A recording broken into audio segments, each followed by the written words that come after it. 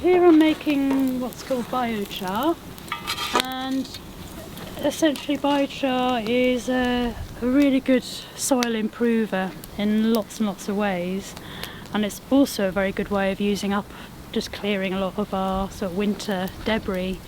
So I've got cuttings from willow hedges, prunings from blackcurrant bushes.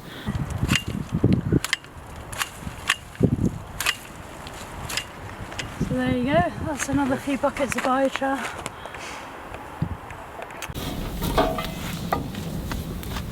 So here I'm trying to stop it burning all the way to ash. So I'm trying to tamp it down, keep the oxygen out. I'm burning them through a process that will turn it into charcoal rather than all the way to ash.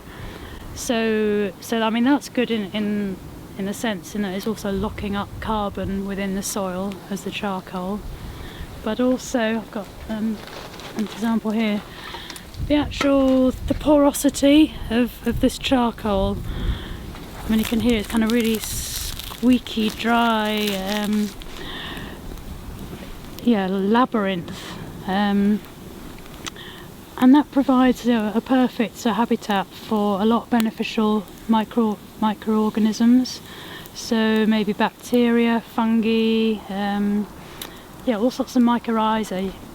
When this is spread on the soil, they can actually set up home in this biochar and improve the health of your soil.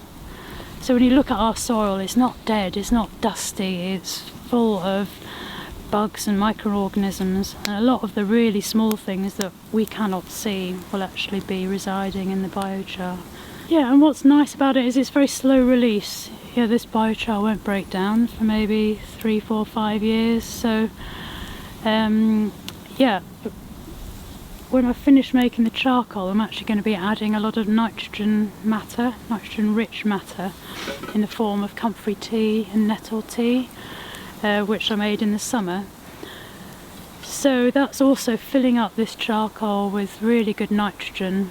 Again, it's storing it. It's not going to wash off the soil like a normal fertiliser you might buy in the shops.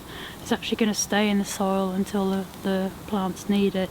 Yeah, it's also great, these days when we're getting quite, severe and adverse weather, long hot summers, and a lot of drought.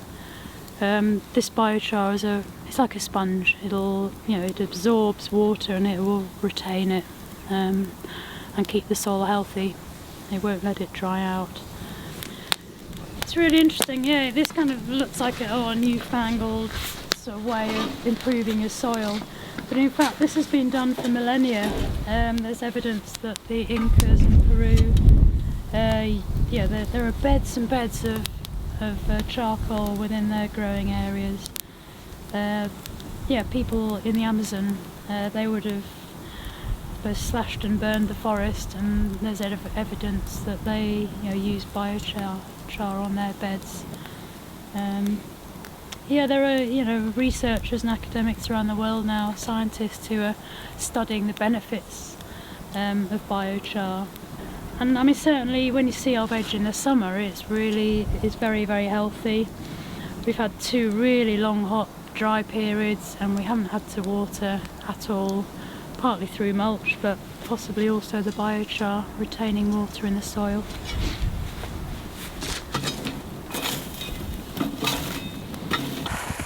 Yeah, a bit of manure. There's already a bit biochar, so I won't add too much. And then this is just cut grass from the field.